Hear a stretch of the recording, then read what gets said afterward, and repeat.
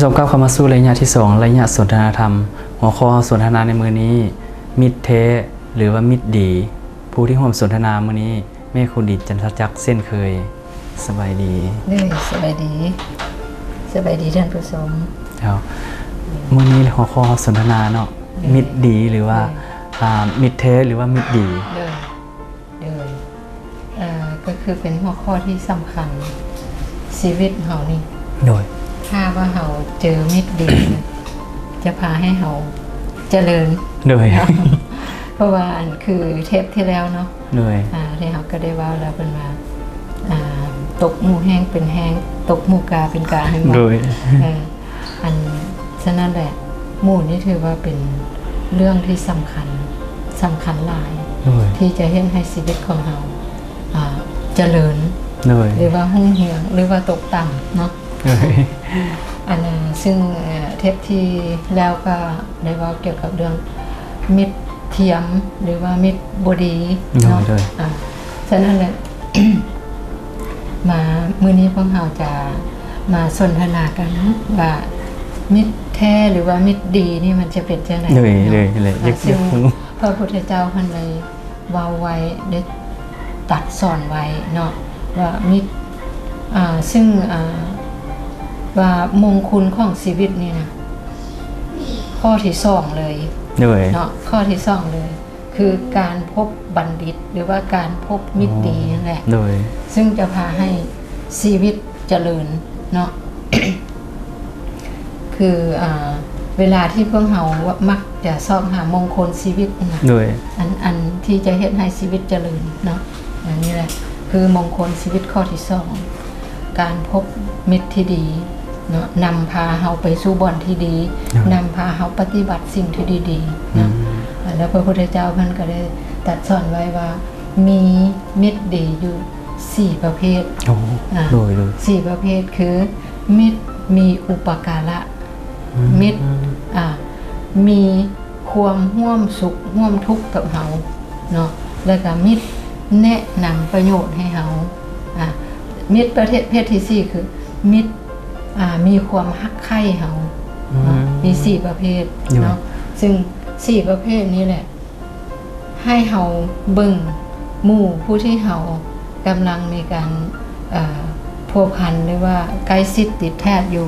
เนาะว่าเป็นหมู่ที่ดีของเฮาบ่แล้วหมู่ที่ดีแล้วจัดอยู่ในประเภทใดเฮาก็จะสามารถจัดได้และนอกนั้นเฮาก็ยังสามารถน้อมเข้ามาใส่ตัวเฮาว่าเฮานี่เป็นมิตรประเภทใดกับเขาเนาะถ้าว่าเฮาหากเป็นมิตรที่ดีให้หมู่ก็จะมีความเจริญย้อนเฮาบัดนี้มิตรคือมิตร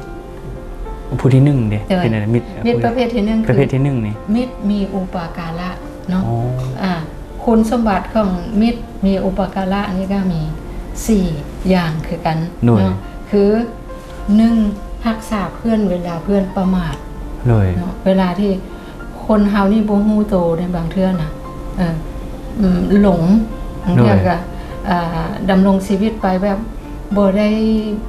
เบิ่งแยงตัวเองบ่ได้ดูแลอีสังให้มันถูกต้องฉะนั้นถ้ามีมิตรประเภทนี้เขาจะบอกเฮาจะรักษาเฮาเพื่อบ่ให้เฮาประมาทจะบอกเฮาโอ้เฮ็ดแนวนี้บ่ได้นะเขาเจ้าก็จะบอกเฮาวันนี้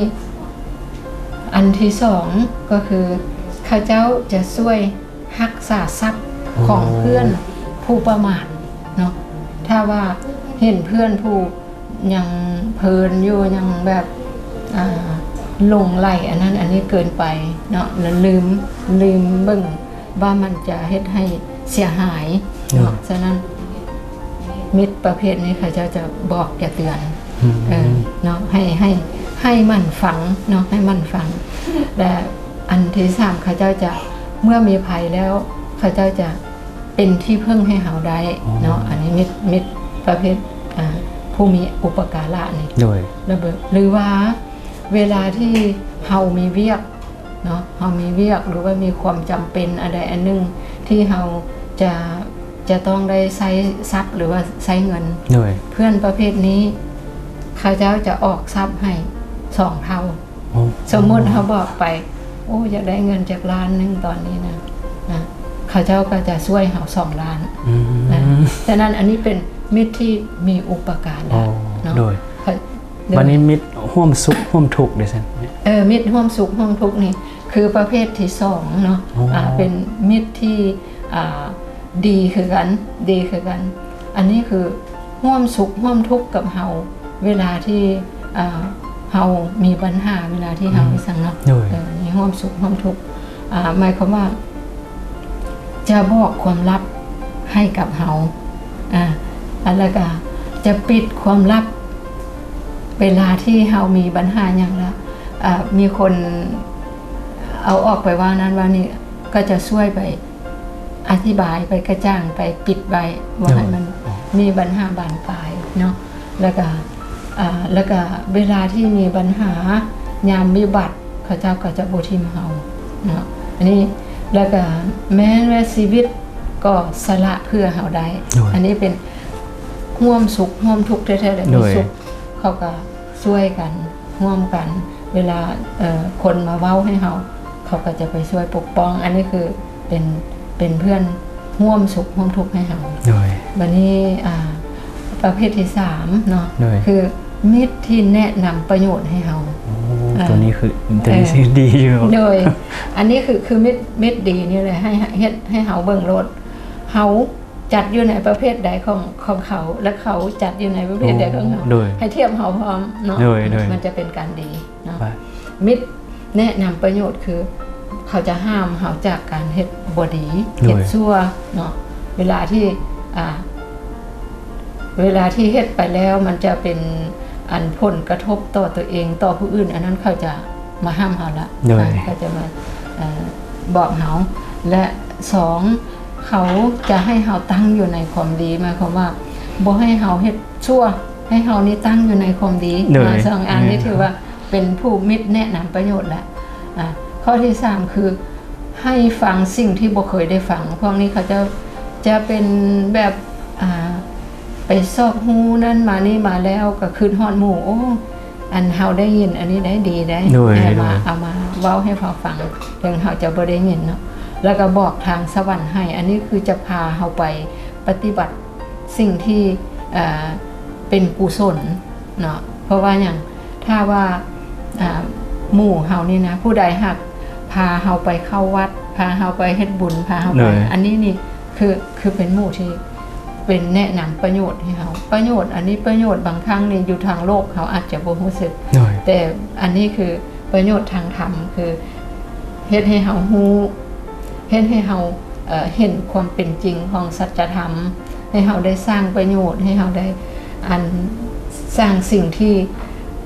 เป็นบุญเป็นกุศลหลายๆเนาะบัดนี้มิตรประเภทสุดท้าย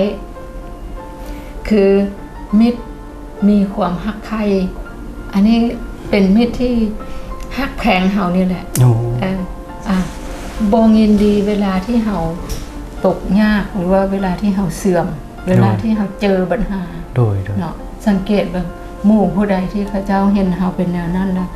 เขาเจ้าก็เศร้านำเฮาเขาเจ้าก็บ่เสียใจนำเฮาอันนั้นคือเป็นมิตรแท้แหละถ้าว่าผู้ใดที่บ่แม่นมิตรแท้เขาเจ้าจะดีใจโอ้เห็นบ่เฮาเป็นนั้นเป็นนี่แล้วเขาเจ้าจะดีใจสร้างใจอันนั้นคือมิตรบ่ดีแต่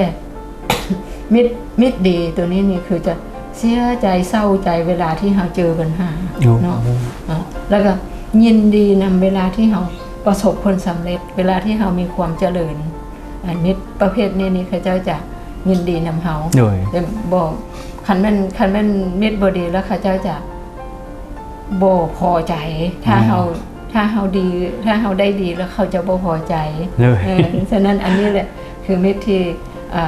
ยินดีนำเฮาสังเกตโลดถ้าเฮาได้ดีแล้วหมู่ผู้ใดยินดีนำเฮาบ่มันจะเห็นให้เฮาเห็นเนาะแล้วก็ผู้ที่ไปพ่อคนกล่าวโทษเฮานี่เขาเจ้าจะไปห้ามพวกนี้นะอันนี้คือมิตรฮักเฮาแหละนะเขาฮักเฮาแล้วแล้วก็สรรเสริญคนที่สรรเสริญเฮาหมายความว่าเขาเจ้าจะพอใจเมื่อเห็นผู้อื่นสรรเสริญเฮาโอ้แม่นก็